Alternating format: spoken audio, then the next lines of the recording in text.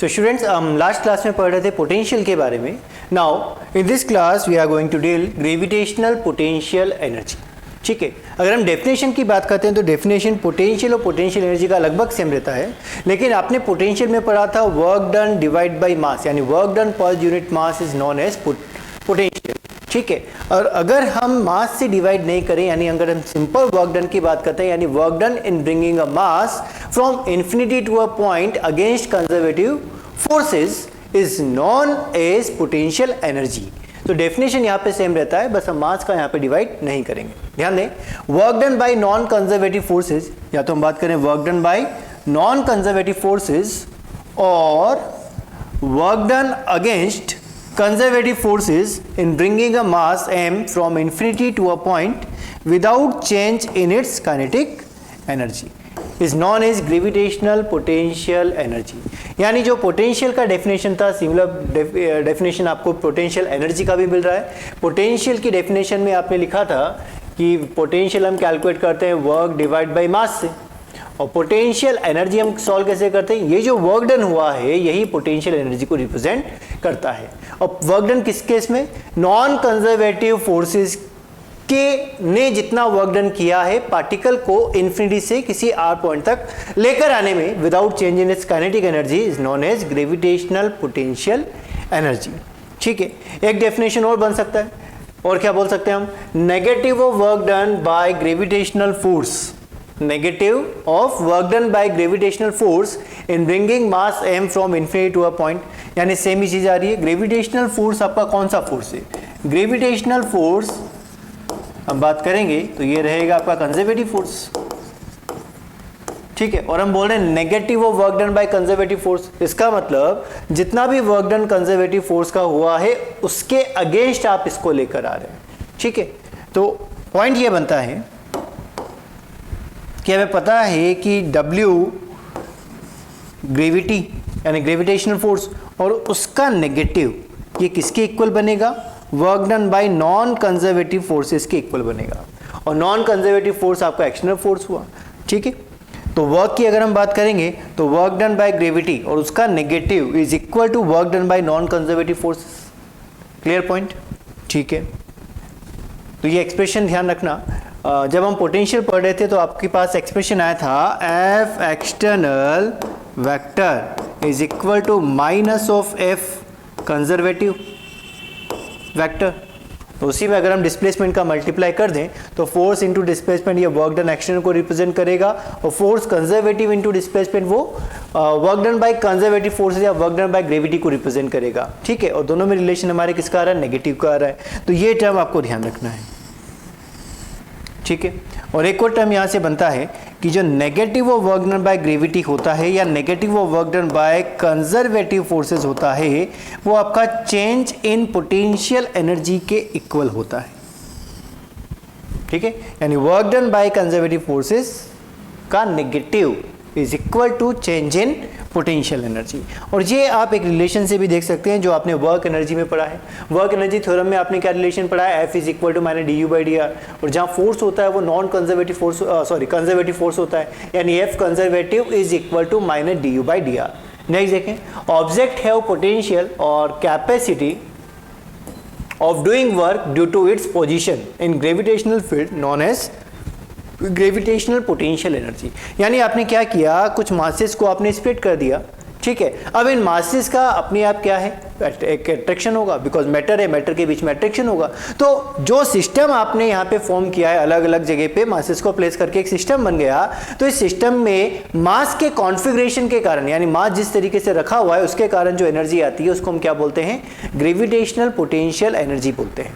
ठीक है, जो potential energy defined only for conservative forces, इस बात का भी ध्यान रखा जाए तभी आप ये बोलते हैं कि negative of work done by conservative, यानी आप कंजर्वेटिव के लिए ही पोटेंशियल एनर्जी कैलकुलेट कर सकते हैं. ये अलग बात है कि कंजर्वेटिव का नेगेटिव वर्क डन एक्सटर्नल के इक्वल हो जाता है.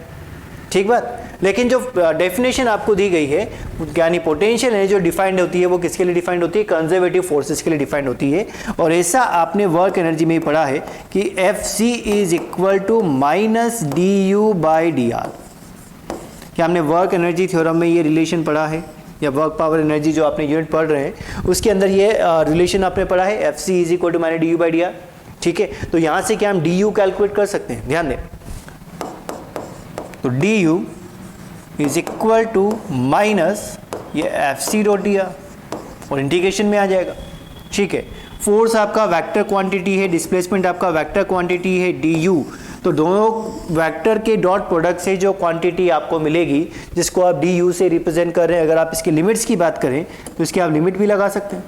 इसकी लिमिट लग जाएगा आपका 0 से u, या ऐसा बोला जाए कि अगर आप दो कंडीशंस में बात कर रहे हैं, ध्यान से समझना, तो यहाँ पर आ जाएगा आपके पास लिमिट्स में अगर हम बात करें तो लिमिट यहाँ रहेगा, ध्यान दें, R1 R2, तो R1 के करस्पॉन्डिंग जो पोटेंशियल एनर्जी होगा वो U1 और R2 के करस्पॉन्डिंग जो एनर्जी होगा उसको आप U2 से रिप्रेजेंट कर सकते हैं और ये एक बेसिक रिलेशन बन जाएगा पोटेंशियल एनर्जी कैलकुलेट करने का। तो D U is equal to minus F C dot D R. ठीक है, दो पोजीशंस आपको दी कि R1 पर है तो पोटेंशियल एनर्जी U1 मिलेगा, R2 लोकेशन पर है तो पोटेंशियल एनर्जी U2 मिलेगा। अब change in potential energy calculate करना है तो अपने आप यहाँ पर आंसर मिल जाएगा आपको U2 minus U1 change in energy. ठीक है, is equal to minus F C dot D R. जो भी इंटीग्रेशन परफॉर्म करेंगे पहले R2 पुट करेंगे, upper limit minus lower limit, answer आपको मिल जाएगा। ठीक है, और यहाँ पे भी एक बात ट्रू है कि अगर हम इनिशियल में कंसीडर करते हैं कि इनिशियल में जो पार्टिकल है वो कहाँ रखा है, इन्फिनिटी पे रखा है। कहाँ रखा है, इन्फिनिटी पे रखा है। ठीक है, तो इन्फिनिटी के करस्पॉन्डिंग पोटेंशियल आपको कितना लिया था, पोटेंशियल हमने कंसीडर किया था 0, क्योंकि रेफरेंस पॉइंट आपको लेना होता है। सिमिलरली अगर पार्टिकल आपका स्टार्टिंग में इन्फिनिटी पे रखा है तो उसकी इनिशियल पोटेंशियल एनर्जी सिस्टम की रहेगी वो आएगी 0 और आर लोकेशन तक आते आते वैल्यू बन जाएगा u। ठीक है, तो अगर सिंगल लोकेशन आपको दिया गया है तो इनिशियल में हम कंसीडर करते हैं कि पार्टिकल इन्फिनिटी पे रखा है और एंड में वो कहाँ तक आ गया, R पर आ गया, तो इनिशियल एनर्जी 0, फाइनल एनर्जी आपकी U और U माइनस 0 यानी U ही जो सिस्टम आपने बनाया है उसी की पोटेंशियल एनर्जी आपको मिल जाएगी। ठीक है, तो ये आपका एक बेसिक रिलेशन बनता है इक्वेशन 1 जिससे आप सिस्टम की पोटेंशियल एनर्जी कैलकुलेट कर सकते हैं। ठीक है, रिलेट करो इसको। फिर हमने एक एग्जाम्पल लिया था कि एक मास तो रखा है यहाँ पर, कौन सी कंडीशन में है, रेस्ट कंडीशन में है और इससे इनफाइनाइट डिस्टेंस पर एक अदर मास रखा हुआ है जिसको मैंने नाम दे दिया m0। ठीक है, अब इस m0 को हमें कहाँ तक लेकर आना है, m0 को आपको इस P पॉइंट तक लेकर आना है और ये जो P पॉइंट है वो कैपिटल M से कितनी डिस्टेंस पर है, R डिस्टेंस पर है।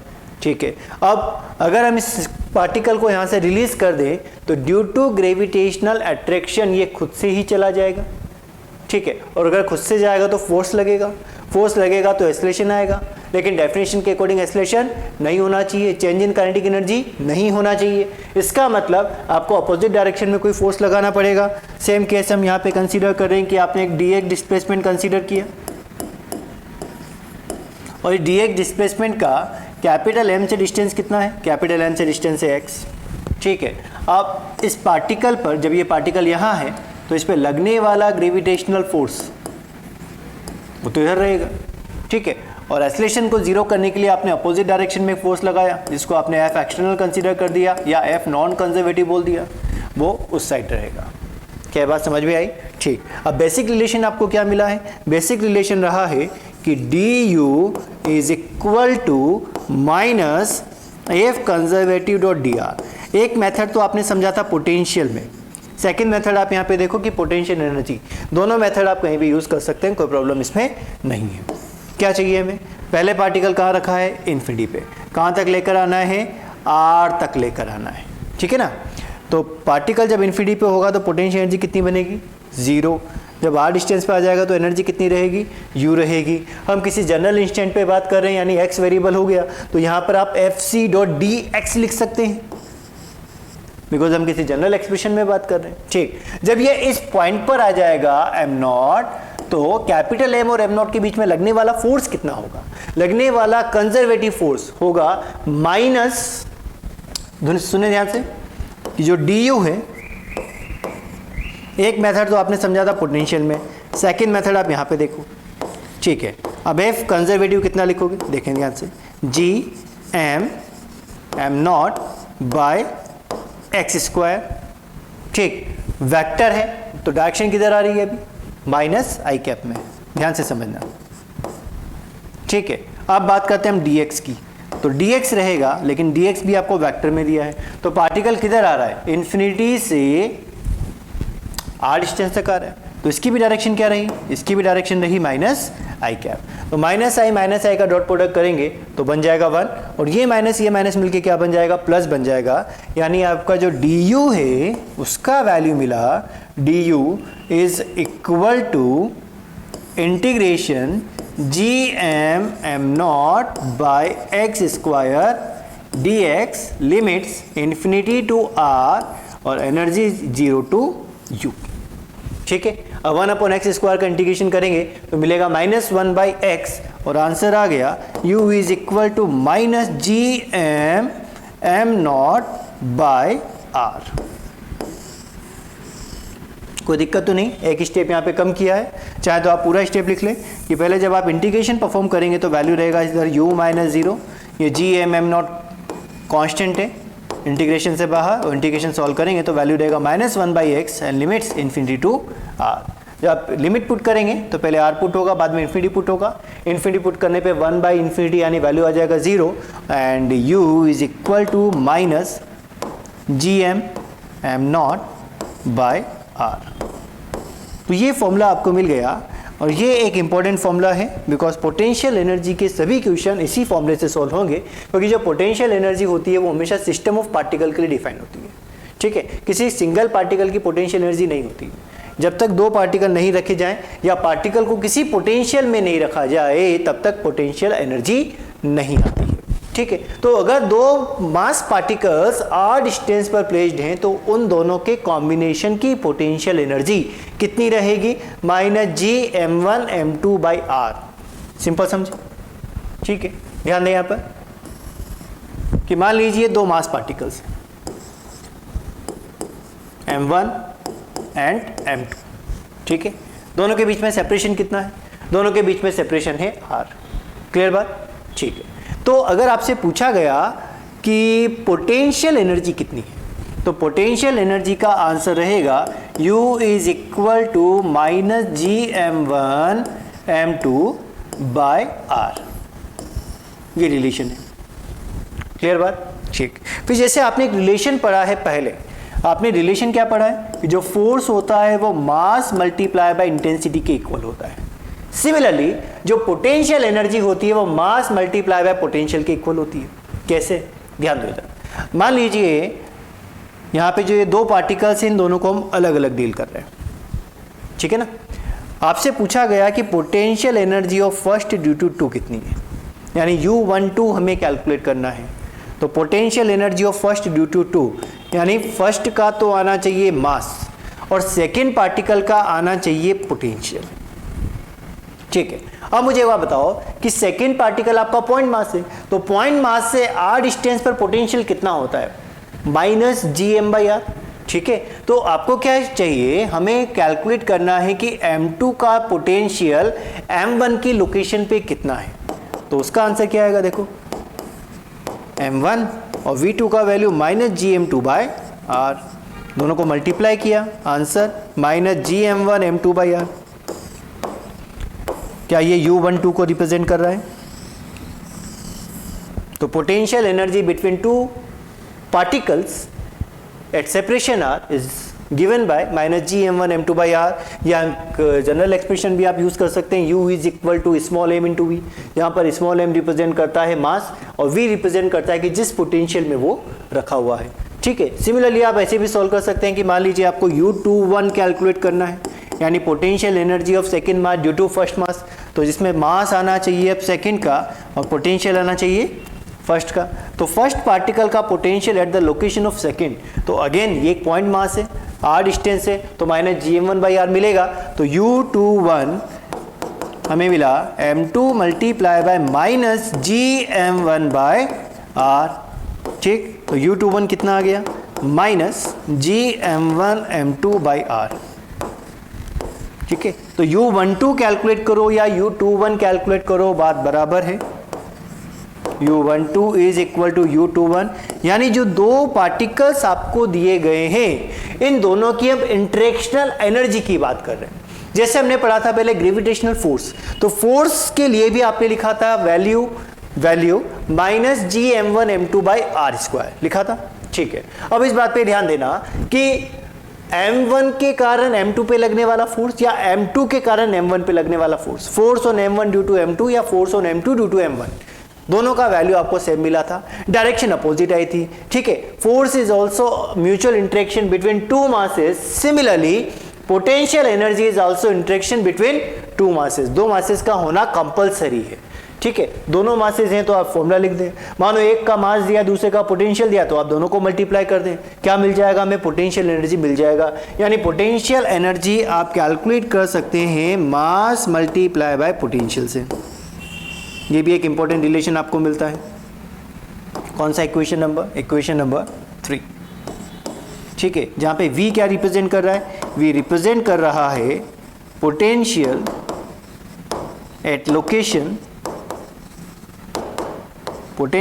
Eight location of small m, यानी स्मॉल m की लोकेशन पे, स्मॉल m जिस जगह पे प्लेस्ड है उस जगह पोटेंशियल कितना है, तो capital U is equal to small m into V से कैलकुलेट किया जा सकता है।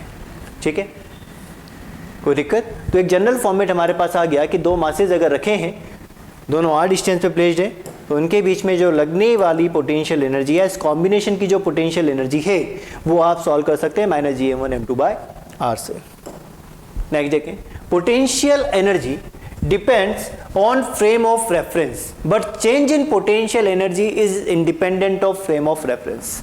ठीक, वर्क पावर एनर्जी में आपने पढ़ा है कि अगर हम अर्थ की सरफेस को रेफरेंस कंसीडर करें और h हाइट ऊपर एक पार्टिकल को लेके जाएं, तो h हाइट ऊपर पार्टिकल की पोटेंशियल एनर्जी कितनी आ जाएगी, mgh। ठीक है, 2h पे लेके जाएं तो 2mgh। ध्यान से समझे, हम यहाँ पे 3 रेफरेंस कंसीडर कर रहे हैं, मतलब आपने 3 लेवल कंसीडर कर लिए, जिसमें से हमने इसको रेफरेंस कंसीडर कर लिया। ठीक, ये फर्स्ट, सेकंड और ये थर्ड। ठीक है, इनके बीच में अगर मैं हाइट कंसीडर करता हूँ तो इंडिविजुअल 2 या कंटिन्यूस 2 के बीच में जो डिफरेंस है वो h हाइट का आ रहा है। ठीक है, अब यहाँ पर आपने क्या रखा, एक m मास का पार्टिकल प्लेस कर दिया। ठीक है, m मास का पार्टिकल है। ठीक है, अब ये m मास का पार्टिकल अगर फर्स्ट लोकेशन पे रखा है तो इसकी पोटेंशियल एनर्जी कितनी, इसकी पोटेंशियल एनर्जी रहेगी 0, बिकॉज आपने रेफरेंस यहीं पे कंसीडर किया है। ठीक है ना, बिकॉज हम रेफरेंस पॉइंट पर हैं और रेफरेंस पॉइंट पे पोटेंशियल एनर्जी हम 0 कंसीडर करते हैं। मान लो ये सेकंड लोकेशन पर आ गए, तो अब इसकी एनर्जी कितनी आ जाएगी, mgh। यहाँ से आप उठा के कहाँ तक लेके चले गए इसको, सेकेंड लोकेशन तक। ठीक है, अब यहाँ से उठा के मान लीजिए अगर हम इसको थर्ड लोकेशन तक लेके चले गए, तो थर्ड लोकेशन पर आते आते इसकी पोटेंशियल एनर्जी कितनी हो जाएगी, mg2h। इसमें कोई डाउट? ठीक है, अब हम रेफरेंस को चेंज करके देखते हैं क्या चेंज आता है। वापस आपने 3 लेवल ले लिए, 1 2 3, height difference h and h, लेकिन इस बार रेफरेंस हमने कंसीडर किया है इस मिडिल वाले लेवल को। ठीक है, तो इस मिडिल वाले लेवल को अगर आपने रेफरेंस कंसीडर किया है, तो अगर आपसे पूछा गया, ध्यान से समझना, कि U2 कितना है, तो अब आपका U2 रहेगा 0, बिकॉज ये आपका क्या है, रेफरेंस है। ठीक है, अब पार्टिकल को अगर आप U2 से उठाकर कहाँ लेके चले गए, इस थर्ड लोकेशन पे लेके चले गए, तो थर्ड लोकेशन पर अगर पार्टिकल रखा है तो इसकी पोटेंशियल एनर्जी कितनी आएगी, इसकी पोटेंशियल एनर्जी आएगी mgh। और अगर ये पार्टिकल नीचे आ गया यहाँ पर, तो इसकी पोटेंशियल एनर्जी आपको मिलेगी माइनस mgh। माइनस क्यों आया, बिकॉज आप रेफरेंस से h हाइट नीचे चले गए हैं। ठीक है ना, अब वापिस से एक बार एक्सप्रेशन पढ़ो कि potential energy depends on frame of reference. तो जिस जगह हम फ्रेम ऑफ रेफरेंस कंसीडर करते हैं उसके अकॉर्डिंग पोटेंशियल एनर्जी डिसाइड होती है। रेफरेंस हमने यहाँ कंसीडर किया, तो इस जगह पर एनर्जी है 0, यहाँ एनर्जी है mgh, एंड इस लेवल पर आके एनर्जी आ जाएगा mg2h। ठीक, कोई डाउट इसमें? ये मैं रब कर रहा हूँ। सिमिलरली आपने इधर देखा कि अगर हम रेफरेंस को चेंज कर दें तो रेफरेंस को चेंज करने से यहाँ पर एनर्जी जीरो, ए साइड ऊपर mgh, ए साइड नीचे माइनस mgh। तो पोटेंशियल एनर्जी तो फ्रेम ऑफ रेफरेंस पे डिपेंड करती है। लेकिन अगर ये पूछा जाए कि किन्हीं भी दो लेवल के बीच में पोटेंशियल एनर्जी का चेंज कितना हुआ, यानी जो चेंज इन पोटेंशियल एनर्जी है वो इंडिपेंडेंट रहता है फ्रेम ऑफ रेफरेंस के। कैसे? अगर मुझे U3 माइनस U2 कैलकुलेट करना है, या U2 माइनस U1 कैलकुलेट करना है, या U3 माइनस U1 कैलकुलेट करना है, तो क्या इन तीनों का आंसर बता सकते हो? दोनों डायग्राम से कितना आ रहा है देखो यहाँ पे। U3 माइनस U2 कैलकुलेट करूंगा तो आंसर मिलेगा mg2h माइनस mgh, मतलब mgh। पहले डायग्राम से आंसर क्या मिला? mgh। दूसरे डायग्राम से आंसर क्या मिलेगा? mgh माइनस जीरो, तो mgh। यानी जो चेंज इन पोटेंशियल एनर्जी है वो फ्रेम ऑफ रेफरेंस पे डिपेंड नहीं करता है। सेकंड देखो, U2 माइनस U1 करना है तो U2 माइनस U1, तो mgh माइनस जीरो, आंसर बोलो mgh। ठीक है, यहाँ देखो U2 माइनस U1 तो zero minus of minus mgh, अभी भी आंसर क्या मिला? mgh। थर्ड देखो U3 माइनस U1 किया तो आंसर आया 2mgh। यहाँ से देखें mgh minus of minus mgh, तो माइनस ऑफ माइनस प्लस हो जाएगा, तो वैल्यू क्या रहा? 2mgh। तो पॉइंट समझना कि जो पोटेंशियल एनर्जी होता है वो फ्रेम ऑफ रेफरेंस पे डिपेंड करता है कि जिस जगह आपने रेफरेंस कंसीडर किया है वहाँ पे जीरो, और उसके अकॉर्डिंग अगर आप एच हाइट ऊपर जा रहे हैं तो वैल्यू पॉजिटिव में बढ़ेगा, एच हाइट नीचे आ रहे हैं तो नेगेटिव में जाएगा। ठीक है, लेकिन जो चेंज इन पोटेंशियल एनर्जी होता है वो फ्रेम ऑफ रेफरेंस से इंडिपेंडेंट होता है, डिपेंड नहीं करता है, यानी चेंज इन पोटेंशियल एनर्जी हमेशा फिक्स रहेगा। ठीक है, नेक्स्ट देखें, potential energy always belongs to system of masses. जैसे आपने समझा कि दो मास होना जरूरी है, m1 m2, तो अगर दो मास पार्टिकल्स आपको रख के दिए गए हैं, r डिस्टेंस पर प्लेस्ड हैं, तो इस सिस्टम की पोटेंशियल एनर्जी कितनी बनेगी? सिस्टम की पोटेंशियल एनर्जी रहेगी minus ji m1 m2 by r, यानी जो पोटेंशियल एनर्जी होता है वो हमेशा सिस्टम ऑफ मासेस पे डिपेंड करता है। लेकिन क्या ये ज़रूरी है कि हमेशा हमें दो ही मास मिले? दो से ज़्यादा भी तो हो सकते हैं। ठीक है, तो जितने भी पार्टिकल्स रखे गए हैं n यहाँ पे रिप्रेजेंट करता है नंबर ऑफ पार्टिकल्स को। n क्या रिप्रेजेंट करता है? नंबर ऑफ पार्टिकल्स को। ठीक है, तो मान लीजिए जितने भी आपके पास मासेस रखे हैं, आपको बोला गया कि सिस्टम की टोटल पोटेंशियल एनर्जी बताएं, तो सबसे पहले हमें कैलकुलेट करना पड़ता है कि वहाँ पे पोटेंशियल एनर्जी के कितने पेयर्स बनने वाले हैं। पेयर किस तरीके से रिप्रेजेंट करें वो भी हम देखते हैं। तो ये एक फॉर्मूला है जो इंपॉर्टेंट है हमारे लिए, n इंटू एन माइनस 1/2, जहाँ पर n क्या रिप्रेजेंट करता है? नंबर ऑफ पार्टिकल्स को रिप्रेजेंट करता है। फॉर एग्जाम्पल कि अगर आपको 3 मास पार्टिकल्स दिए गए तो n कितना बनेगा? 3। तो पेयर्स कितने बनेंगे? तो n इंटू एन माइनस 1 यानी 3 इंटू 2/2, तो कितने पेयर्स बने? पेयर्स बने 3। कोई डाउट? जैसे अगर मान लीजिए आपको दिया गया n इज इक्वल टू 4, तो पेयर कितने बनेंगे? 4 इंटू 3/2 यानी 6। मान लीजिए नंबर ऑफ पार्टिकल्स आपको दिए गए 5, तो 5 इंटू 4 20/2 10। तो इस तरीके से आप कैलकुलेट कर सकते हैं कि नंबर ऑफ पेयर्स कितने बनने वाले हैं। लेकिन खास बात यह है कि आप जो रिपीटेशन होता है ना उसको आप सेम मानेंगे। रिपीटेशन का मतलब क्या है? जैसे हमने यहाँ पर एक एग्जांपल समझा था, ये U12 और U21 कितने मास रखे हैं? देखो ध्यान से, अब 2 रखे हैं। तो 2 अगर मास रखे हैं तो यहाँ पर आपके कॉन्सेप्ट के अकॉर्डिंग कितने पेयर्स बनने चाहिए? पेयर्स बनने चाहिए यहाँ पे 2 इंटू 2 माइनस 1/2 यानी 2 पेयर्स, सॉरी 1 पेयर बनना चाहिए। ये बात समझ में आई? क्योंकि 2 और 2 कैंसिल और 2 माइनस 1 1 बचेगा। ठीक, लेकिन अगर मैं इसको देखकर फॉर्म करता हूं तो मुझे 2 तरीके से इसको बना सकता हूं, या तो मैं 1-2 बना सकता हूं या 2-1 बना सकता हूं। तो यहाँ पे तो मुझे दिख रहा है कि 2 पेयर बन रहे हैं। तो इसी बात को हमें समझना है कि ये जो नंबर होता है ना, जैसे 1-2 लिखा है, 2-1 लिखा है, तो ये सिंगल पेयर ही काउंट होता है। मतलब आप इन दोनों को कंसीडर कर चुके हो, एक के कारण दूसरे पर या दूसरे के कारण पहले पर, वो एक ही काउंट होगा। एक के कारण थर्ड पर and due to third on 1 या ड्यू टू 1 ऑन थर्ड, वो सिंगल पेयर ही काउंट होगा। बात समझ में आ रही है? यानी ये नंबर रिपीट नहीं होना चाहिए। ऑर्डर चेंज हो जाए तो भी गलत है, ठीक है ना? यानी अगर 1-2 आ गया तो वापस भी 2-1 नहीं आना चाहिए, या 2-1 अगर आप पहले बना चुके हो तो 1-2 नहीं आना चाहिए। बहुत सिंपल मेथड में आप इसको समझ लेंगे। बस इस बात का ध्यान रखें कि 2 मासेस के बीच की जो एनर्जी होती है वो एक बार ही हमें कंसीडर करनी है, वो रिपीट नहीं होनी चाहिए। अपने आप हमें समझ में आ जाएगा कैसे आएगा इस बात का ध्यान दें। मान लीजिए हमें एक सिस्टम बनाना है, एक ट्रायंगल आपने लिया, साइड कितना है r है। अब इस सिस्टम को हमें फॉर्म करना है, तो सिस्टम को फॉर्म करना है तो मुझे एक बार बताओ कि सारे मासेस कहाँ रखे होंगे। सारे मासेस आपके रखे होंगे इन्फिनिटी पर। तो यहाँ पे ये 3 मास रखे हुए हैं, तीनों मास कहाँ रखे हैं, इन्फिनिटी पर रखे हैं। और हमारे पास मासेस को रखने के लिए कितनी लोकेशन है, हमारे पास मास को रखने के लिए 3 लोकेशन है। आई बात समझ?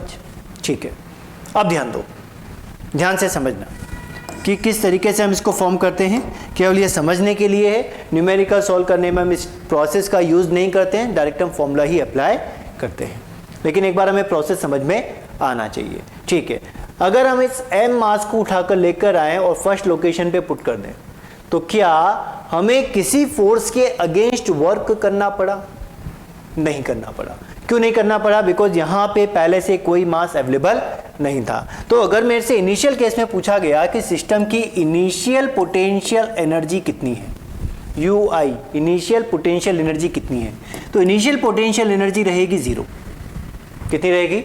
0। क्योंकि अगर हम सिस्टम फॉर्म कर रहे हैं दैट मीन्स सिस्टम के पास इनिशियल में कोई भी मास पार्टिकल नहीं है, और अगर मास पार्टिकल नहीं होगा तो पोटेंशियल एनर्जी इनिशियली कितनी मिलेगी? 0 मिलेगी। ठीक है, अब मुझे सिस्टम को फॉर्म करना है, यानी मैं बात कर रहा हूँ फाइनल एनर्जी कितनी बनेगी। इस बात को भी समझना, क्या बात कर रहे हैं हम कि फाइनल एनर्जी यहाँ पर कितनी रहेगी। ठीक है, देखिए ध्यान से, जब आप इस पहले मास को उठाकर लेकर आए तो हमें कोई भी वर्क नहीं करना पड़ा, बिकॉज यहाँ पे कोई भी मास अवेलेबल नहीं था जिसके फोर्स के अगेंस्ट हमें वर्क करना पड़े। ठीक है, तो पहला मास तो इजीली आ गया। ठीक, फिर आप इस सेकेंड मास को उठाकर लेकर आए, उसको कहाँ प्लेस कर दिया? सेकंड लोकेशन पे प्लेस कर दिया। अब यहाँ पे पहले से कौन अवेलेबल है? पहले से 1 अवेलेबल है। तो ये जो फर्स्ट मास है वो इसको नहीं आने देगा या आने देगा? आने देगा। क्यों? क्योंकि मास और मास के बीच में क्या होता है? अट्रैक्शन होता है। तो ये तो इसको आने दे रहा है, लेकिन हमें धीरे धीरे लेकर आना है, तो एक फोर्स लगाना पड़ेगा अपोजिट डायरेक्शन में, और अपोजिट डायरेक्शन में अगर हम फोर्स लगाएंगे दैट मीन्स हमें वर्क करना पड़ेगा। ये बात समझ आई? तो हमें यहाँ पे कुछ वर्क करना पड़ा। ठीक है, अब उस वर्क को आपने क्या नाम दिया कि 1 और 2 के बीच का इंटरेक्शनल एनर्जी। आप इसको 2-1 भी लिख सकते हो, 1-2 भी लिख सकते हो, लेकिन 2 मासेस के बीच में एक ही पैर बनना चाहिए। ठीक है, अब आपकी मर्जी पड़े तो आप उसको 1-2 लिखो या 2-1 लिखो, लेकिन वो रिपीट नहीं होना चाहिए। ठीक है, फिर आप इस थर्ड मास को लेकर आए। जब थर्ड मास को आप यहाँ पर लेकर आए तो पहले से कितने मासेस अवेलेबल हैं? ये 2 अवेलेबल हैं। दोनों इसको क्या कर रहे हैं? अपनी तरफ अटैक कर रहे हैं। तो धीरे धीरे लाने के लिए हमें कंजर्वेटिव फोर्स के अगेंस्ट, मतलब ग्रेविटेशनल फोर्स के अगेंस्ट वर्क करना पड़ा।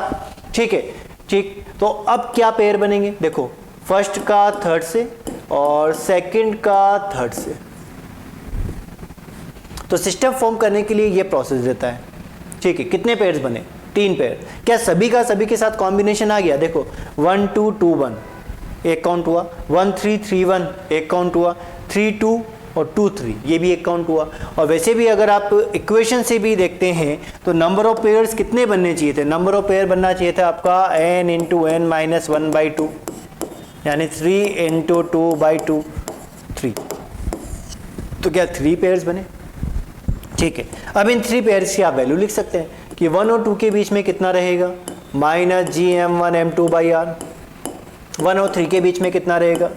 -gm1m3/r। ठीक है ना।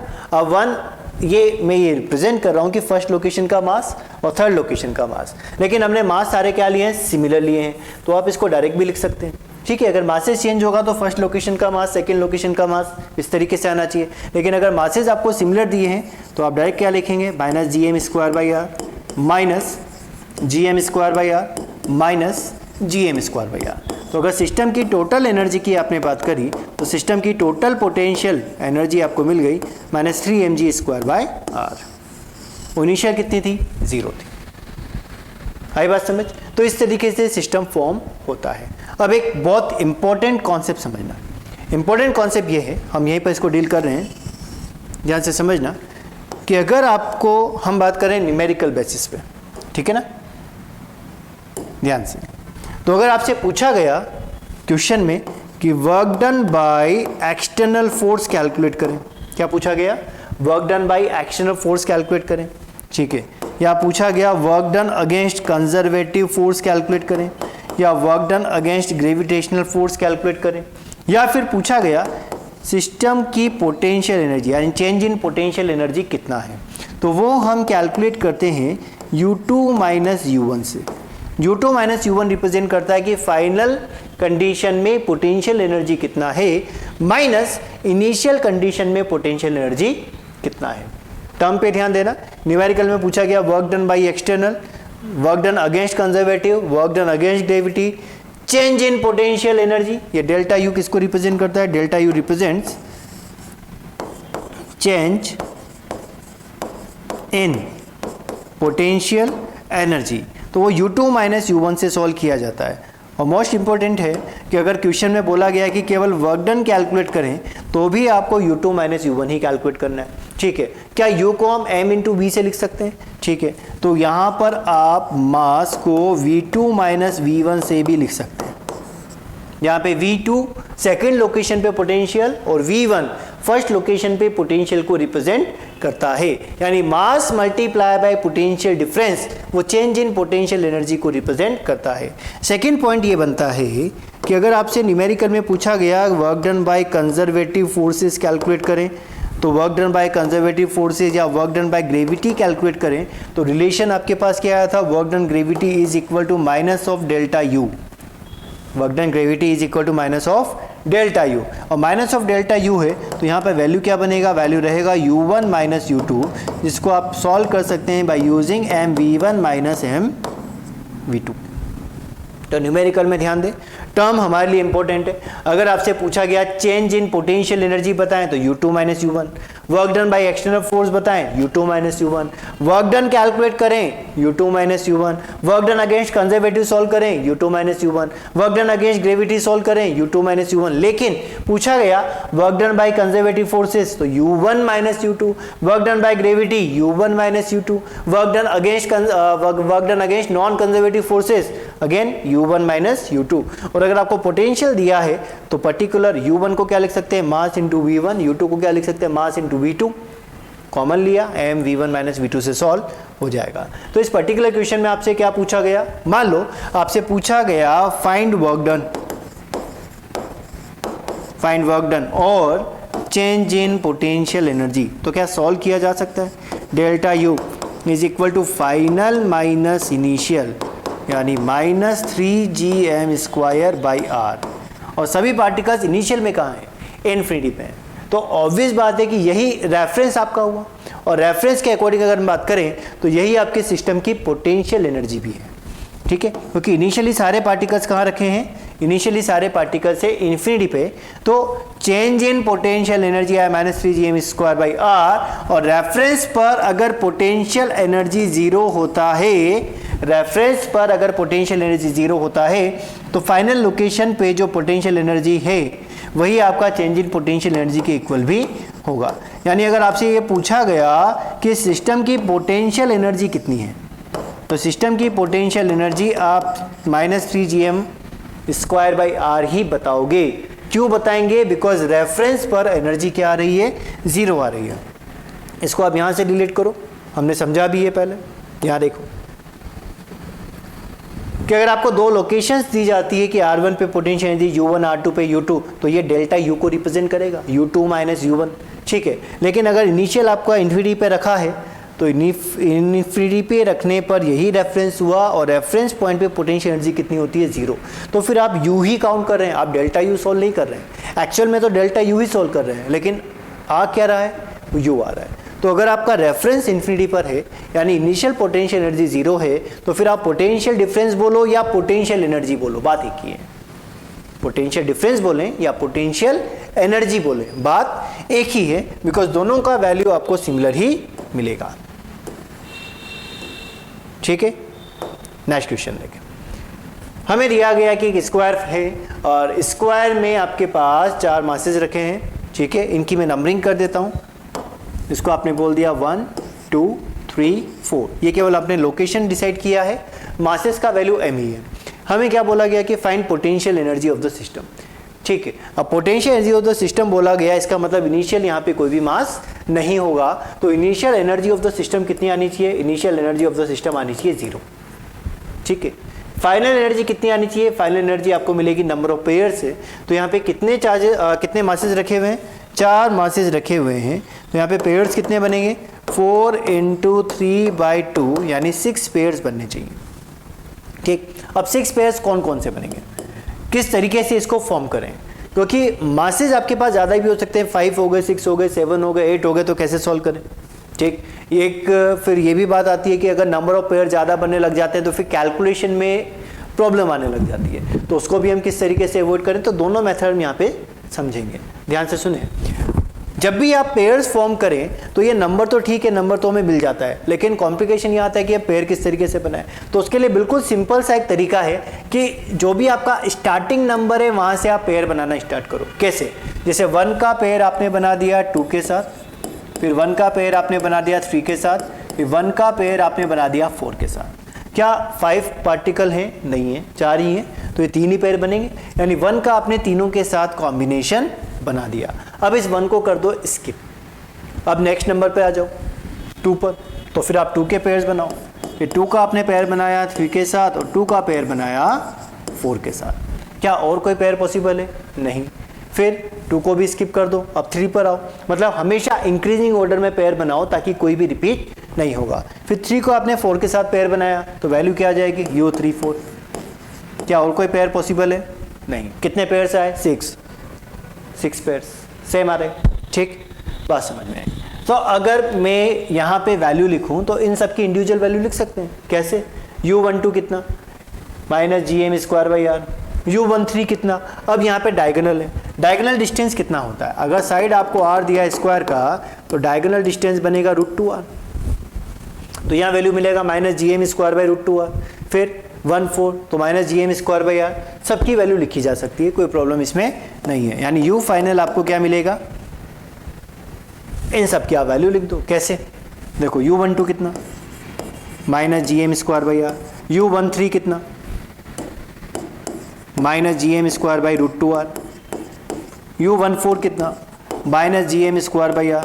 U23 कितना? 2 और 3 के बीच में r और 2 और 4 के बीच में √2r। जैसा डिस्टेंस है उसके अकॉर्डिंग आप वैल्यू यहाँ पर लिखते जा रहे हैं।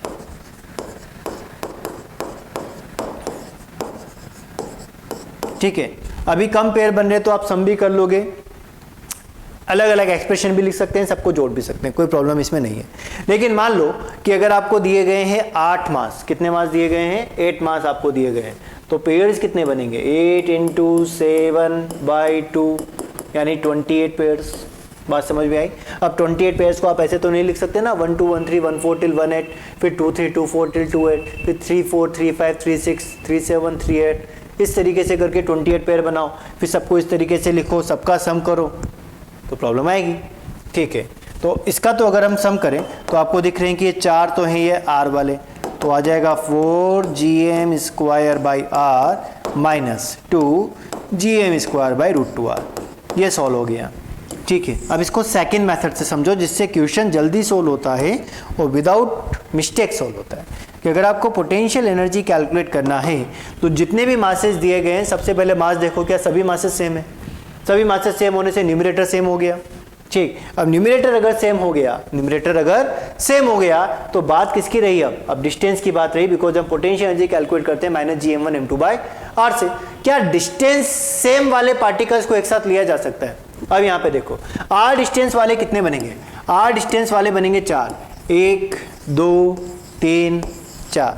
तो सीधे आप लिख सकते हैं कि 4 पेयर्स तो रहेंगे r डिस्टेंस के और ये 2 पेयर्स रहेंगे √2r डिस्टेंस के।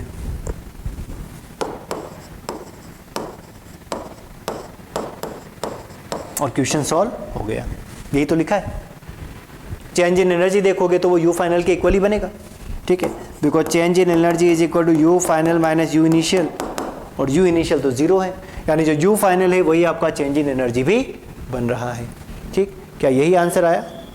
और अगर हम डायरेक्ट सॉल्व कर रहे हैं, बिकॉज ऑब्जेक्टिव भी तो देखना है, तो ऑब्जेक्टिव अगर हम सॉल्व कर रहे हैं तो डायरेक्ट हमें आंसर मिल रहा है। तो डिस्टेंस की टर्म में आप सोचना सीखो, क्योंकि मासेज हमें सेम ही दिए जाते हैं। और मासेज अगर सेम है तो पोटेंशियल एनर्जी हम डिस्टेंस की टर्म में देख सकते हैं कि r डिस्टेंस वाले कितने, √2r वाले कितने, सॉल्व कर दिया, आंसर आ गया। ठीक है, तो चेंज इन एनर्जी आपको मिल गया। नेक्स्ट क्वेश्चन देखिए। नेक्स्ट क्वेश्चन में आपको वापस हमें स्क्वायर दिया गया है, ठीक, और इस स्क्वायर का ये सिस्टम पहले से बना हुआ है, ये सिस्टम आपने पहले से बना हुआ, मतलब यही आपका इनिशियल सिस्टम है। ठीक है, क्या क्वेश्चन है, ध्यान से पढ़ना। Find extra work done required to put a mass m0 at the centre of the given system. Given system का मतलब ये सिस्टम आपको पहले से गिवन है, ये आपका इनिशियल सिस्टम है।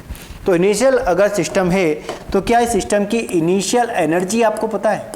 इस सिस्टम की इनिशियल एनर्जी कितनी रहेगी? अभी आपने कैलकुलेट किया लास्ट क्वेश्चन में, तो -4gm² माइनस ये √2, या इसको उसी टर्म में आप लिख लें जैसे आपने लिखा था 2gm²/√2r। यह सिस्टम की इनिशियल पोटेंशियल एनर्जी है, ठीक है ना। और इसके लिए पेयर्स कितने बने थे? पेयर्स यहाँ पे रहे थे 6 पेयर्स। अब आपको क्या बोला गया कि इसी सिस्टम के सेंटर पे अगर एक m0 पुट कर दिया जाए, यानी यही सिस्टम आपने वापस से बनाया और सेंटर पे क्या पुट कर दिया? m0। साइड तो आ रही रही, ठीक है। अब ऐसा करने से सबसे पहले ये बताएं कि पेयर्स, नंबर ऑफ पेयर्स में क्या चेंज आएगा। अब टोटल पार्टिकल्स हो गए 5, तो 5 × 4/2, यानी अब पेयर्स कितने बनने लगेंगे? 10 बनने लगेंगे, ठीक। तो यू फाइनल जब आप कैलकुलेट करोगे तो इसमें से 6 पेयर्स तो ये पहले वाले ही हैं। क्यों? क्योंकि ये जो पार्टिकल्स आपको दिए गए हैं 1 2 3 4, क्या इन पार्टिकल्स में आपने कुछ चेंज किया? नहीं किया। तो ये जो 4 पार्टिकल्स हैं, इनके कारण जो एनर्जी कंपोनेंट आपका बन रहा है वो आपका सिमिलर कंपोनेंट ही रहेगा, ठीक है। यानी 1 2 3 4, इस m0 को अगर मैं स्किप कर दूं, इस 5 नंबर वाले को भी स्किप कर दूं, तो ये सिस्टम सेम है। तो इस सिस्टम की जो एनर्जी है, मतलब जो 10 पेयर बने उनमें 6 पेयर तो ये पहले वाले ही हैं, 6 पेयर्स तो पहले वाले। नए पेयर्स कौन से बने? 1 का 5 के साथ 2 5 3 5 एंड 4 5 कॉम्बिनेशन, ये 4 एक्स्ट्रा बने हैं। यानी जो फाइनल एनर्जी कंपोनेंट है आप उसमें लिख सकते हैं कि इनिशियल एनर्जी कंपोनेंट तो आएगा ही आएगा, क्योंकि पेयर्स कितने बने हैं? 10 बने, जिसमें से 6 पेयर्स तो वही इनिशियल वाले हैं, प्लस ये 4 पेयर्स आपके न्यू बने हैं। तो जो न्यू पेयर्स बने केवल उन पे ध्यान दें, पहले से जो सिस्टम बना हुआ है उसकी एनर्जी कंपोनेंट में तो कोई भी चेंज नहीं आएगा। तो ये यू इनिशियल तो आपको मिला, ठीक है ना। और यू इनिशियल का वैल्यू ये गिवन है इक्वेशन नंबर 1 में, ठीक है। तो 6 तो इनिशियल वाले पेयर्स ही हैं, 4 नए पेयर बने हैं जो इस पार्टिकल को रखने के बाद आए हैं। और ये पेयर्स कौन से होंगे? ये पेयर्स होंगे आपका ये 1 का 5 के साथ combination, 2 5 combination, 4 5 combination and 3 5 combination, ठीक। साइड अगर आ रहे तो डायगोनल कितना बनता है? √2r का। और ये साइड कितना बनेगा? सेंटर टू वर्टेक्स, ये डिस्टेंस रहेगा r/√2, ठीक है। तो ये r/√2 डिस्टेंस वाले 4 पेयर्स बने। तो और कंपोनेंट हम क्या ऐड करें यहाँ पे? यहाँ पर ऐड कंपोनेंट हो जाएगा -4 times of gm² bye r/√2, ठीक। और ये जो 3 लिखा है ये इस पार्टिकल का 3 है, इस बात का भी ध्यान रखें, ठीक है ना। तो यानी ये आपका फाइनल एनर्जी कंपोनेंट बन गया है, ठीक। पूरा इक्वेशन अगर आपको लिखना है तो U final is equal to -4gm²/r minus 2gm²/√2r minus 4√2 gm²/r। तो ये आपका बना है फाइनल एनर्जी कंपोनेंट। अब पूछा क्या गया है? एक्स्ट्रा वर्क डन, यानी एडिशनल वर्क डन कितना रिक्वायर्ड, मतलब चेंज इन पोटेंशियल एनर्जी ही आपसे पूछा गया है। तो वर्क डन, एडिशनल, एक्स्ट्रा या change in potential energy, solve कैसे होगा? फाइनल माइनस इनिशियल से। अब फाइनल एनर्जी कंपोनेंट आप क्या लिखोगे? इनिशियल में 4√2 gm²/r माइनस यू इनिशियल, ठीक। और you initial cancel out, so delta U हमें कितना मिल गया, 4√2 gm² बाय आर। ध्यान दें ये इनिशियल एनर्जी कंपोनेंट था, इससे पहले वाले क्वेश्चन में आपने सॉल्व किया, ठीक है। सॉल्व करने के लिए हमने मेथड क्या लिया कि डिस्टेंस वाले कंपोनेंट को देख लिया जाए, बिकॉज मासेज आपको सिमिलर मिलते हैं, ठीक है। तो इनिशियल आ गया। सेकंड आपको बोला गया कि अगर सेंटर पे m0 पुट करना है तो क्या चेंज आएगा, तो m0 को पुट करने से जो नंबर ऑफ पेयर्स बने हैं केवल उन्हीं पेयर को आप डील करें, तो इनिशियल प्लस न्यू पेयर्स ये मिल गए, ये भी बात हो गई। अब आपसे पूछा गया extra work done. Extra work done का मतलब चेंज इन पोटेंशियल एनर्जी। तो जो पार्टिकल को रखने के बाद एनर्जी कंपोनेंट में चेंज आया है वही आपका एडिशनल वर्क डन है, 4√2 gm² बाय आर। क्लियर हुआ पॉइंट, ठीक। नेक्स्ट देखें, gravitational potential energy you of small mass of surface of earth, यानी अर्थ के सरफेस पर अगर कोई m मास का पार्टिकल रखा है, ये हमने कंसीडर किया दिस इज अर्थ, ठीक है। यहाँ पे अर्थ का सेंटर होगा, सेंटर से सरफेस का डिस्टेंस हम कैपिटल R कंसीडर करेंगे। मास ऑफ अर्थ हमने me कंसीडर किया और अर्थ के सरफेस पर एक मास पार्टिकल प्लेस्ड है, ठीक है, और इसका वैल्यू कितना आ गया, स्मॉल m। कोई डाउट, ठीक है। अब अर्थ तो आपका एक सॉलिड स्फीयर है, ठीक, और सॉलिड स्फीयर में मास को हम सेंटर पे कंसंट्रेटेड कंसीडर कर सकते हैं, ये भी ठीक। तो पोटेंशियल एनर्जी कितनी मिलेगी इस सिस्टम की, इस सिस्टम की पोटेंशियल एनर्जी आपको मिलेगी, ध्यान से सुनना, पोटेंशियल एनर्जी आता है -G∩M∙E, ठीक है। अगर आप लिखना चाहते हैं ME तो ये ME अर्थ के मास को रिप्रेजेंट करता है, या अगर मैं सिंपल नोटेशन में इसको कैपिटल M रिप्रेजेंट करूं तो जब भी कैपिटल M लिखा जाएगा वो अर्थ के मास को ही रिप्रेजेंट करेगा। तो यहां पर आ जाएगा -Gm small m by r।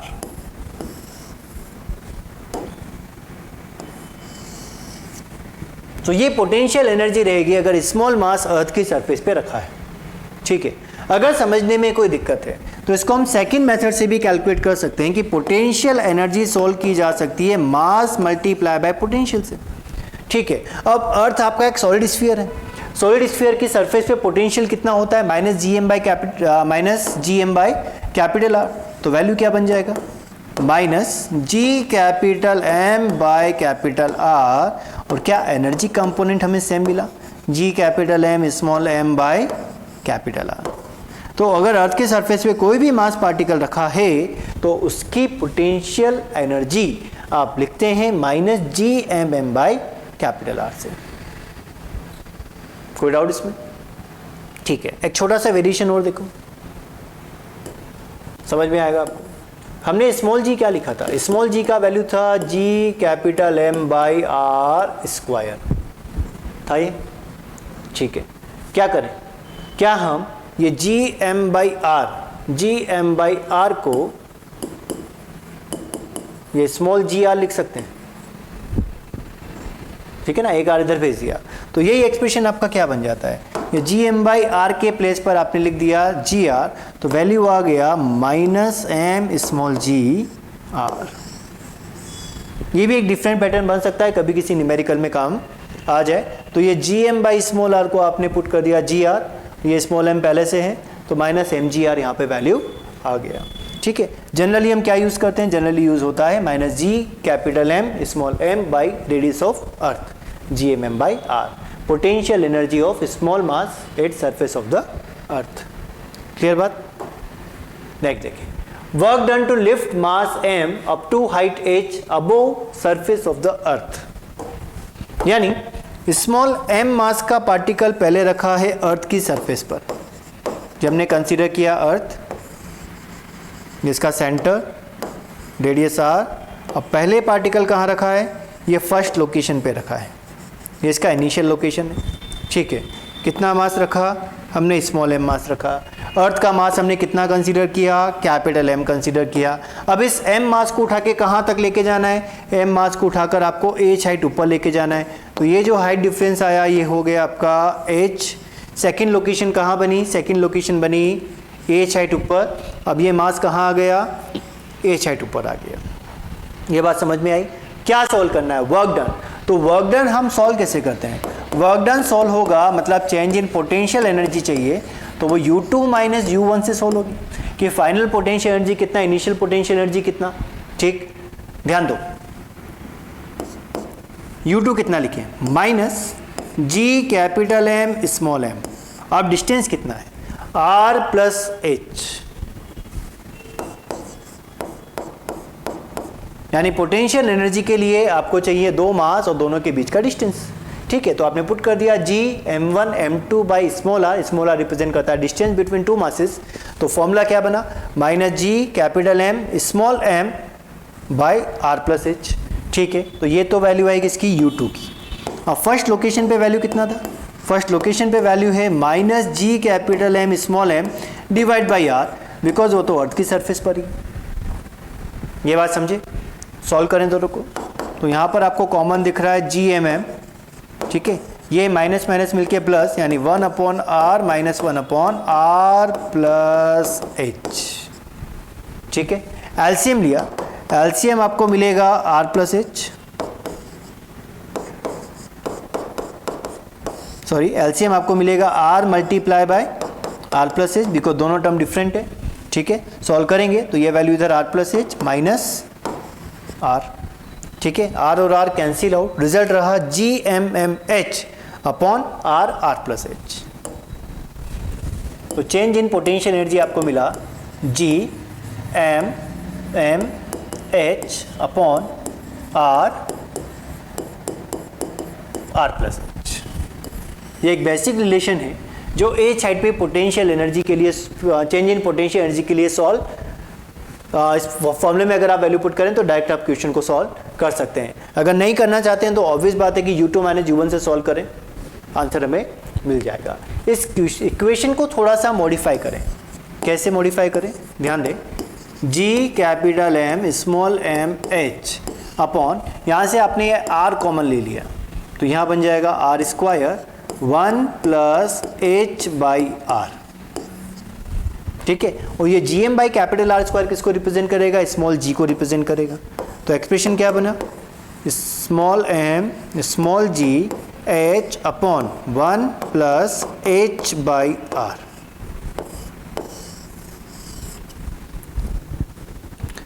तो पहला जो फॉर्मेट बना है आपका वो कैपिटल G की टर्म में है।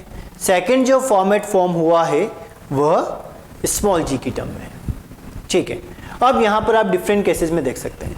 फर्स्ट केस हम ये कंसीडर कर रहे हैं कि अगर हम h को r के इक्वल ही कंसीडर करें। h को r के इक्वल कंसीडर करने का मतलब क्या है? कि जो हाइट है सेकंड वो r ही है। ध्यान देना, ये जो केस आपने लिया है, अगर मैं इस h को r मान लूं तो r और r बन जाएगा, और r बनेगा तो वैल्यू कितना बनेगा? तो चेंज इन पोटेंशियल एनर्जी आपको इस केस में मिलेगा mg r divide by 1 plus h by R, और h बाई आर क्या बनेगा? 1 बनेगा, तो 1 प्लस 1 वैल्यू कितनी आ जाएगी? 2 आ जाएगी, यानी चेंज इन पोटेंशियल एनर्जी आपको मिलेगा mg r by 2। Case second, अगर हाइट का वैल्यू 0 है, यानी जो पार्टिकल है वो सरफेस पर ही रखा हुआ है, यानी पार्टिकल सरफेस पर ही रिमेन रह गया।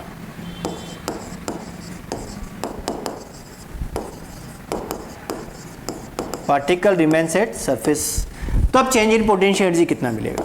तो एच को अगर आप 0 पुट करें तो वैल्यू क्या बनेगा? 0 डिवाइड बाई 1 प्लस 0, यानी 0 डिवाइड बाई 1, तो आंसर क्या रहेगा?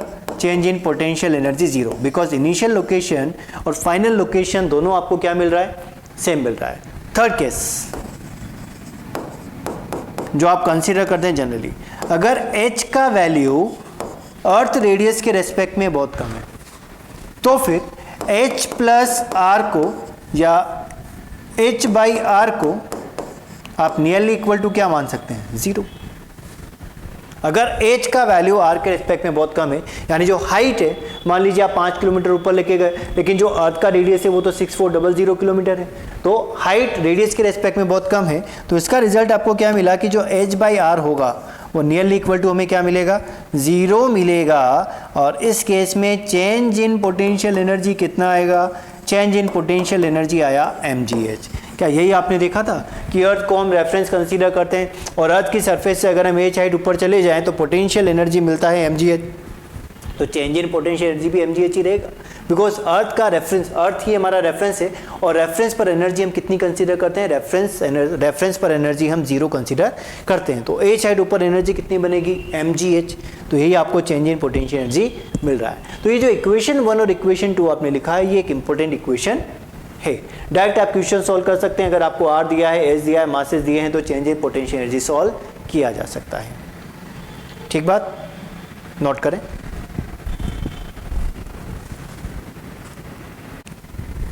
Now next, velocity required to project a particle to height h from earth surface। ठीक है, हमने पढ़ा है 2D में जब प्रोजेक्टाइल मोशन पढ़ रहे थे कि मान लीजिए आपको अर्थ की सरफेस से किसी पार्टिकल को प्रोजेक्ट करना है।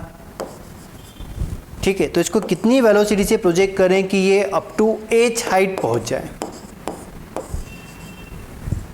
ठीक है, तो इसके रिलेशन के लिए आपने क्या किया था, इक्वेशन ऑफ मोशन अप्लाई कर दी थी और इस पर्टिकुलर हाइट पर आके आपसे अगर ये बोला गया कि ये मैक्सिमम हाइट है तो इस पर्टिकुलर हाइट पर आके इसका फाइनल वेलोसिटी कितना हो जाता था, 0 हो जाता था। मतलब इनिशियल में कुछ वेलोसिटी है, यहाँ पर आते आते 0 हो जाएगा। इसको आपने इक्वेशन से सॉल्व कर लिया। यही सेम केस आप एनर्जी कंजर्वेशन से सॉल्व भी कर सकते हैं। ठीक है, तो एनर्जी कंजर्वेशन यहाँ पर एक बेसिक पैटर्न रहेगा क्वेश्चंस को सॉल्व करने के लिए। ध्यान दें, जो 2 लोकेशंस आपको दी गई हैं उन 2 लोकेशन की हम बात करते हैं। मान लीजिए हम अर्थ की सरफेस पर है। ठीक है, ये आपका बन गया रेडियस r, मास आपने कंसीडर कर लिया कैपिटल M। अब क्या बोला गया आपको, velocity required to project a particle to height h from the earth surface, यानी अर्थ की सरफेस पर अगर कोई पार्टिकल रखा है, ये स्मॉल m मास का पार्टिकल आपने यहाँ पे कंसीडर कर लिया, इसको आप कितनी वेलोसिटी से प्रोजेक्ट करें, और ये इसका बनेगा इनिशियल लोकेशन। कितनी वेलोसिटी से प्रोजेक्ट करें कि यह सरफेस से h हाइट ऊपर पहुंच जाए। ठीक है, तो यही मास आपका h हाइट ऊपर आ गया और ये इसका बना सेकंड लोकेशन। अब इस बात पे ध्यान देना ज़रूरी है कि इस पर्टिकुलर पॉइंट पर आके इसका वेलोसिटी, फाइनल वेलोसिटी कितना हो जाएगा, 0, क्योंकि अगर पार्टिकल के पास वेलोसिटी बचेगा तो वो तो और ऊपर जाता जाएगा। ठीक है, यानी अगर आप किसी पर्टिकुलर वेलोसिटी से प्रोजेक्ट करेंगे तो पार्टिकल किसी पर्टिकुलर हाइट तक ही पहुँचेगा। ठीक है, जैसे आप 2D में क्वेश्चन सॉल्व करते थे कि आपने 10 मीटर पर सेकंड से प्रोजेक्ट किया तो आप बोलते थे कि 1 सेकंड बाद वो रुक जाएगा, उसकी हाइट रहेगी 5। 20 मीटर पर सेकंड से प्रोजेक्ट किया तो 2 सेकंड बाद वो रुक जाएगा और कितने मीटर तक पहुंचेगा, 20 मीटर तक पहुंचेगा। 20 मीटर तक रीच करा, इसका मतलब उसकी फाइनल वेलोसिटी कंपोनेंट क्या हो गया, 0 हो गया। ठीक है, अब इस टाइप के क्वेश्चन हम कैसे सॉल्व करें कि आपके पास 2 लोकेशन हैं, एक है इनिशियल लोकेशन, दूसरी है फाइनल लोकेशन। तो इनिशियल और फाइनल लोकेशन के बीच में हम एनर्जी कंजर्वेशन अप्लाई कर दें। ध्यान देना, by conservation of mechanical energy. Mechanical energy means sum of potential energy and kinetic energy, यानी आप ये बात करेंगे कि इनिशियल काइनेटिक प्लस पोटेंशियल का सम फाइनल काइनेटिक एनर्जी और पोटेंशियल एनर्जी के सम के इक्वल होना चाहिए। अब इनिशियल लोकेशन कौन सा है, इनिशियल लोकेशन है आपका सरफेस। फाइनल लोकेशन कौन सा है, h हाइट पर। दोनों के एनर्जी कंपोनेंट को आप इक्वल कर दें। इनिशियल काइनेटिक एनर्जी कितनी, आपने m मास के पार्टिकल को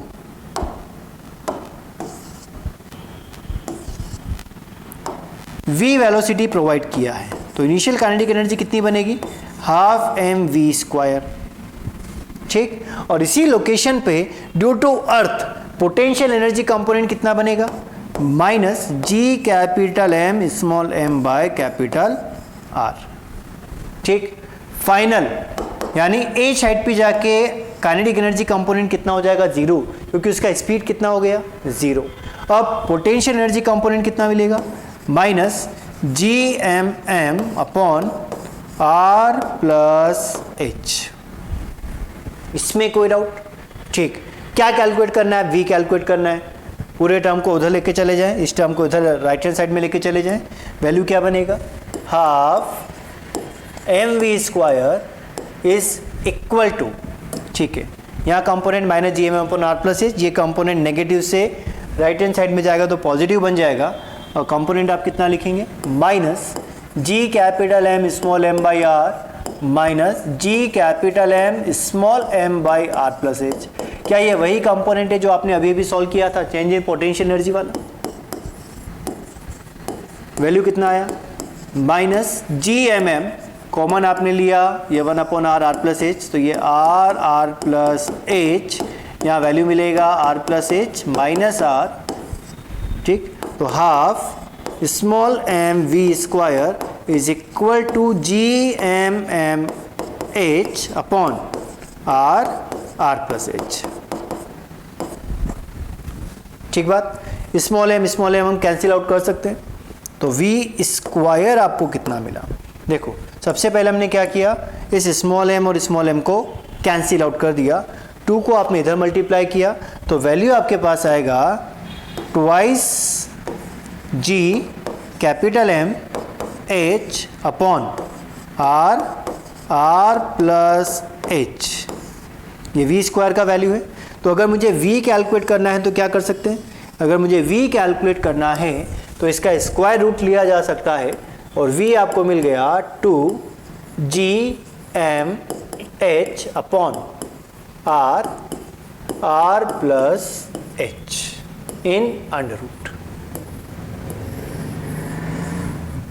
क्या हम यहां से वापस इस gm/r को gr लिख सकते हैं और उसके अकॉर्डिंग इसको सॉल्व करने का ट्राई करें?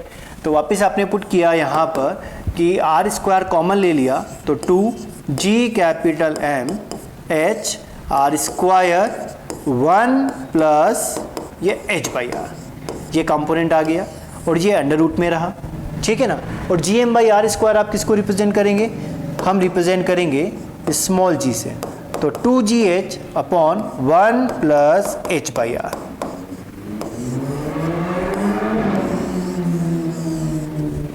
अब ये जो इक्वेशन आपके पास बना है, ये इक्वेशन हमारे लिए इंपॉर्टेंट है। फर्स्ट इक्वेशन आपका कैपिटल जी की टर्म में आया, सेकंड इक्वेशन आपका स्मॉल जी की टर्म में आया। अगर हमें conservation of mechanical energy apply नहीं करना है, मान लो कि अगर आप इसको अप्लाई नहीं करना चाहते हो, ऑब्जेक्टिव क्योंकि हम सॉल्व करें तो डायरेक्ट फॉर्मूले सॉल्व हो सकता है, तो v का एक्सप्रेशन आप ध्यान रखें 2gh upon 1 plus h by R in under root. अगर मुझे हाइट दिया है तो क्या वेलोसिटी सॉल्व हो सकता है? अगर आपको बोला गया कि इस साइड तक पहुंचना चाहिए तो कितनी वेलोसिटी से प्रोजेक्ट किया, सॉल्व हो जाएगा। अगर मुझे वेलोसिटी दिया है तो क्या मैं ये सॉल्व कर सकता हूँ कि कितनी हाइट तक वो पहुंचेगा, ठीक। अगर वेलोसिटी दिया है तो हाइट सॉल्व किया जा सकता है, हाइट दिया है तो वेलोसिटी भी सॉल्व किया जा सकता है, यानी दोनों क्वेश्चंस यहां पर बन सकते हैं, ठीक बात। अब क्वेश्चन हमारा क्या था, क्वेश्चन ये था कि कितनी वेलोसिटी से हम इसको प्रोजेक्ट करें कि वो एच हाइट तक पहुंच जाए, ठीक। पॉइंट समझना, अगर ये एच हाइट पर है पहले से और इस पार्टिकल को मैं ड्रॉप कर दूं, ड्रॉप करने का मतलब आपने इसको रिलीज कर दिया, इनिशियल वेलोसिटी रखी 0, तो ग्राउंड तक आते आते यानी अर्थ की सरफेस तक आते आते क्या वेलोसिटी वापस उतनी हो जाएगी जितनी प्रोजेक्शन के लिए रिक्वायर्ड है, उतनी ही जब वो रिलीज करके अर्थ की सरफेस तक पहुंचेगा तो सेम वेलोसिटी कंपोनेंट आपको मिलेगा। बिकॉज हम क्या मानते हैं कि एयर फ्रिक्शन नहीं है, यानी सारे लॉसेस को नेग्लेक्ट हम करते हुए अगर हम क्वेश्चन को कंसीडर करें तो फिर जितनी वेलोसिटी से प्रोजेक्ट करने पे, v वेलोसिटी से प्रोजेक्ट करने पर अगर पार्टिकल h हाइट पे गया तो h हाइट से अगर मैं इसको रिलीज कर दूं तो अर्थ की सरफेस तक आते आते इसका वेलोसिटी वापस कितना हो जाएगा, v ही हो जाएगा, ठीक है। तो ये जो इक्वेशन है ये हमारे लिए इंपॉर्टेंट है, 2gh 1 plus h by R, ठीक। एंड